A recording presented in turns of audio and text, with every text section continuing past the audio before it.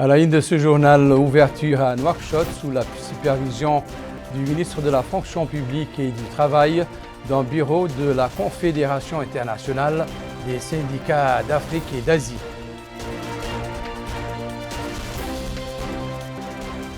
La ministre de l'Emploi et de la Formation professionnelle visite des établissements d'enseignement technique à l'occasion de la nouvelle rentrée scolaire.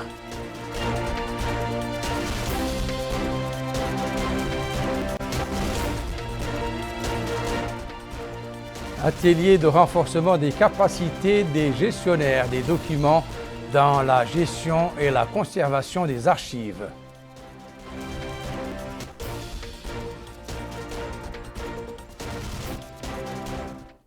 Mesdames, Messieurs, bonsoir et bienvenue à cette édition du journal.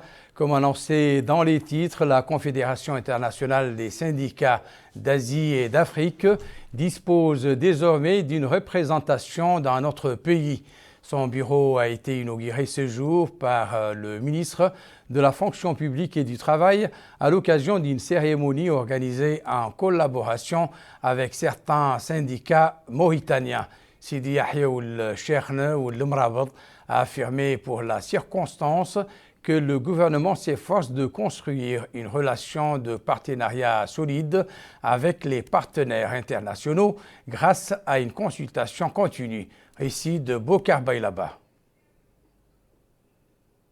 L'ouverture d'une antenne de la Fédération internationale des syndicats asiatiques et africains à Nouakchott s'inscrit dans le cadre de la mise en œuvre du programme du président de la République, M. Mohamed El-Cheikh Al-Ghazouani, qui vise à parvenir à un développement économique et social durable et consolider les principes de justice, d'équité et de bonne gouvernance. Et à cette occasion, le ministre de la Fonction publique et du Travail, Sidi Yahya Ould Cheikhna Ould Mrabط, a indiqué que le gouvernement s'efforce de construire une relation de partenariat solide avec les partenaires internationaux grâce à une consultation continue. Il a souligné que la fonction publique et le secteur du travail cherchent à jeter les bases d'un dialogue social régulier basé sur la réalisation d'un équilibre entre les devoirs et les responsabilités et l'amélioration des conditions des travailleurs et leur promotion dans la limite des capacités de l'État. À son tour, le secrétaire général de la Confédération mauritanienne des travailleurs et vice-président de la Fédération internationale des syndicats d'Asie et d'Afrique, Mohamed El Yarg, il a salué l'intérêt qu'accorde le président de la République à l'environnement syndical. L'ouverture d'une antenne de la Fédération internationale des syndicats asiatiques et africains à Nouakchott en est une parfaite illustration. De son côté, le président de la Fédération internationale des syndicats asiatiques et africains, Saoud Rachid Al-Haïjilani, il a salué les efforts déployés par la Mauritanie en faveur de la fédération qui ont permis la signature d'un accord d'entente et l'octroi d'un siège central à la Fédération internationale des syndicats asiatiques et africains dans notre capitale. A rappeler que la Fédération internationale des syndicats d'Asie et d'Afrique défend les intérêts des travailleurs des deux continents au nom des intérêts des sociétés et de leur droit à assurer la sécurité, la liberté et le bien-être économique et social. À l'instar des établissements d'enseignement général, la rentrée scolaire 2023-2024 a aussi débuté hier au niveau des établissements d'enseignement technique et professionnel. Ce matin, la ministre de l'Emploi et de la Formation professionnelle a fait le tour de certains centres et écoles techniques relevant de son département dans le but de s'enquérir des conditions dans lesquelles a démarré la reprise des études. Mohamed Khattat. C'est une tournée d'inspection que la ministre de l'Emploi et de la Formation professionnelle, Mme Zainabou Mentahmedna, a effectuée ce matin dans certains établissements. La première étape était l'école d'enseignement technique et de formation professionnelle commerciale de Nouakchott, où la ministre a visité ses différentes composantes et équipements, écoutant des explications détaillées sur l'enseignement et les formations dispensées, discutant et donnant la parole aux étudiants pour exprimer leurs attentes et besoins.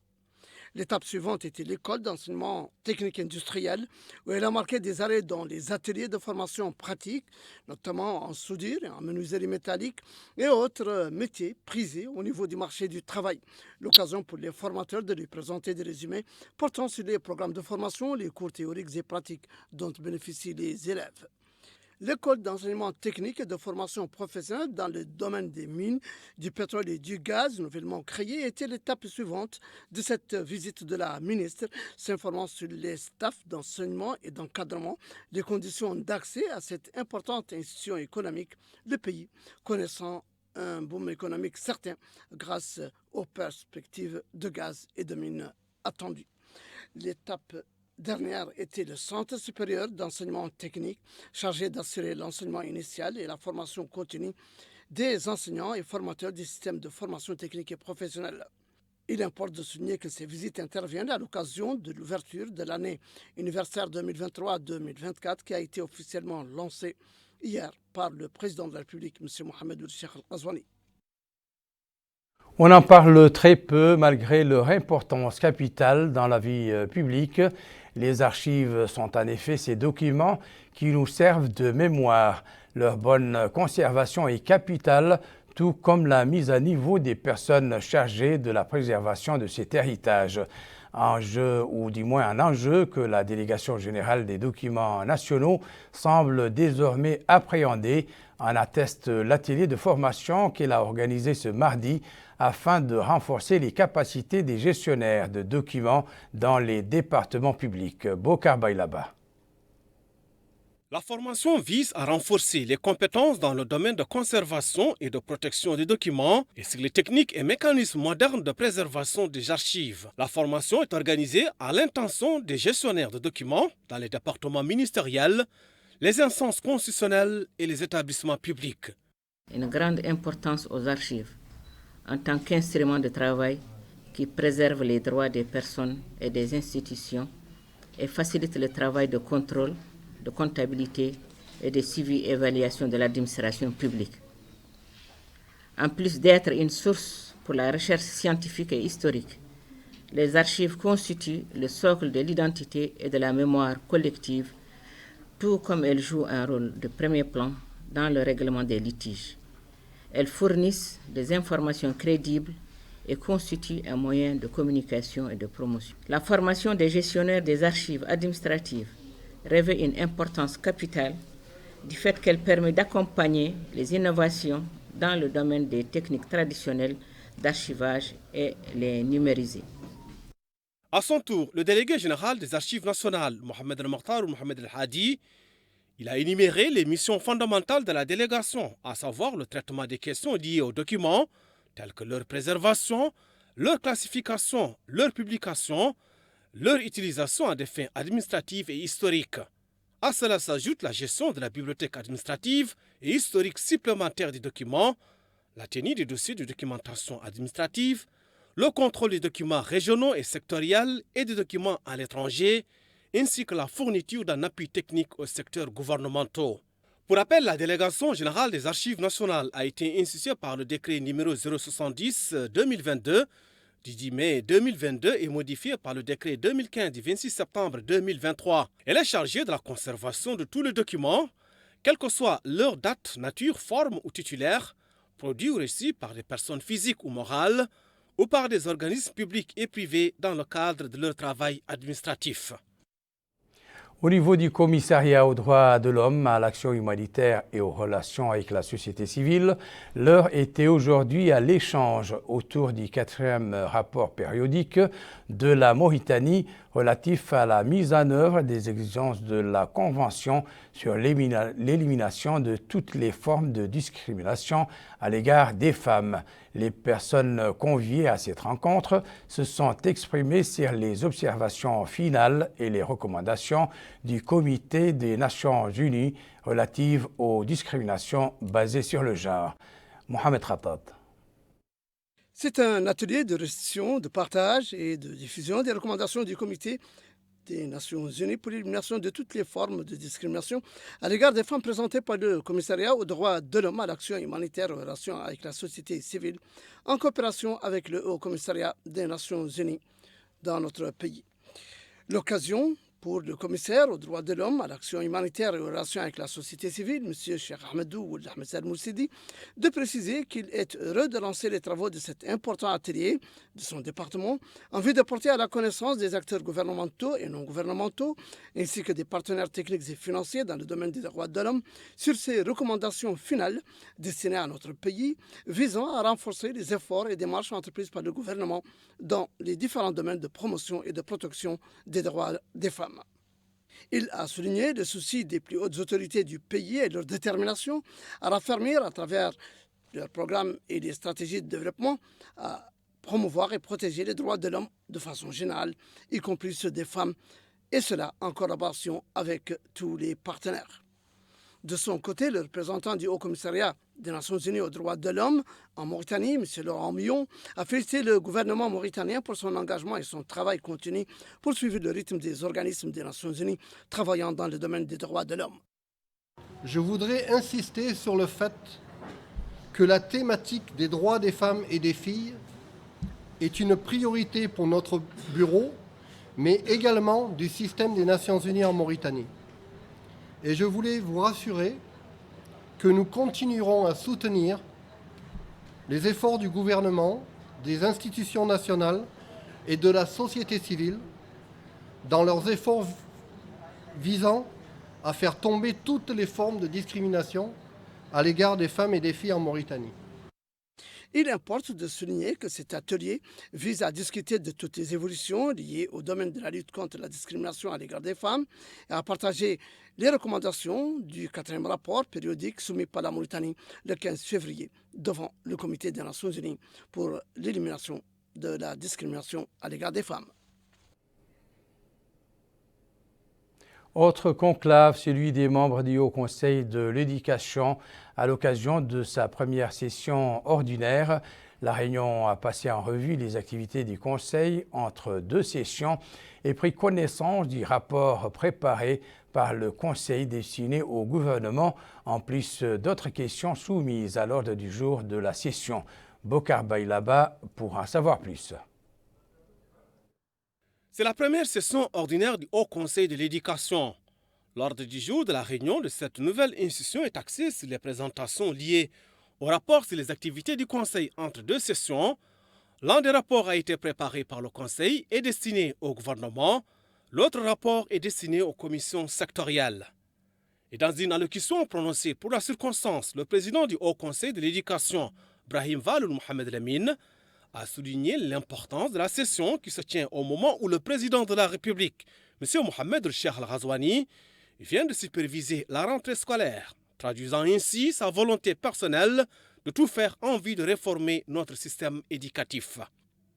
Il a ajouté que cet événement reflète la détermination du président de la République à relever les défis auxquels est confronté le système éducatif pour qu'il devienne véritablement un levier de développement et une réelle incarnation de l'option école républicaine. Le président du Conseil a en outre indiqué que la loi directive reflète, dans son approche participative et globale, la réforme que nous recherchons pour notre système éducatif en instaurant une école républicaine dans laquelle chaque enfant mauritanien trouve l'opportunité de briller et de développer ses talents. Il a été aussi question au cours de cette réunion de passer en revue la formation du bureau exécutif et approuvant les plans d'action 2023-2024 et une présentation exécutive du budget 2023 en plus de diverses questions. Le projet Moudoun soumis lui aussi à la loupe 2 ans après son lancement. Financé par la Banque mondiale, le projet est un appui à la décentralisation et au développement des villes intermédiaires productives. L'atelier d'évaluation de 2 jours, dont il fait l'objet depuis ce matin, vise à réaliser une revue à mi-parcours en évaluant les activités exécutées par le projet par rapport aux résultats attendus et ciblés sur une base annuelle. Mohamed Khattab. 2 ans après son lancement, le projet d'appui à la décentralisation et au développement des villes intermédiaires productives, dit Moudoun, financé par la Banque mondiale, fait sa revue à mi-parcours. L'atelier qui dure 2 jours vise à réaliser une revue à mi-parcours incluant les communes bénéficiant des interventions de ce projet et les autres acteurs impliqués dans sa mise en œuvre, ainsi qu'à réaliser une évaluation complète de l'état du projet. Le présent atelier s'inscrit dans le cadre d'une démarche visant à accompagner la cellule de coordination du projet dont bénéficient les villes de Rosso, Sidi Babi, Kifa, Ayoun, Nema, Abdelbagro, Basken, Kayedi et également le camp d'Umbera. Ouvrant les travaux de la rencontre, le conseiller juridique du ministère de l'économie et du développement durable et secrétaire général par intérim, M. Mohamed Salim Oulisouilm, a déclaré que le gouvernement mauritanien a fait de la stratégie nationale de croissance accélérée et de prospérité partagée le document de référence en matière de planification stratégique pour atteindre les objectifs de développement durable au niveau national et international. Il s'agit de la réalisation de la revue à mi-parcours en évaluant les activités exécutées par le projet par rapport aux résultats attendus et ciblés sur une base annuelle, a-t-il affirmé. Lui, en boitant le pas, le coordinateur national du projet, M. Bousseif Oulsid Ahmed Bousseif, a précisé que le projet Moudoun s'inscrit dans le cadre de la continuité de l'appui aux précédentes contributions apportées par la Banque mondiale aux groupes locaux en Mauritanie, indiquant que l'objectif général du projet est de contribuer à l'amélioration des conditions de vie des habitants des villes intermédiaires ciblées, à l'amélioration de leur productivité et au renforcement des institutions locales afin que ces cités jouent pleinement leur rôle dans le développement économique de la Mauritanie. De son côté, la directrice sectorielle de la Banque mondiale, Mme Sylvie Deboumi, a salué quant à elle les efforts déployés par le gouvernement mauritanien pour les réformes importantes qu'il a réalisées dans le domaine urbain et la mise en place du projet Moudoun, financé par la Banque mondiale, mettant en exergue les multiples dimensions qui le caractérisent, soulignant la contribution de Moudoun qui rassemble de nombreux secteurs divers à soutenir et à améliorer les services de base dans les wilayas du sud-est du pays. Les participants à l'atelier, parmi les cadres des départements concernés, mais également les walis, présidents des conseils régionaux, maires et autres, auront à débattre du renforcement des capacités des communes, à évaluer l'efficacité de l'appui de la Banque mondiale et à discuter éventuellement des réajustements de certains aspects du projet. À présent, le rappel des principaux titres de cette édition. Ouverture à Nouakchott sous la supervision du ministre de la Fonction publique et du Travail dans le bureau de la Confédération internationale des syndicats d'Asie et d'Afrique.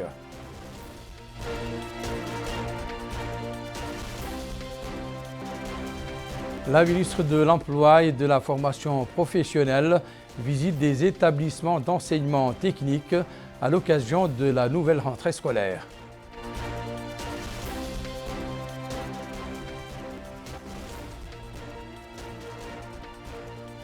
Atelier de renforcement des capacités des gestionnaires de documents dans la gestion et la conservation des archives.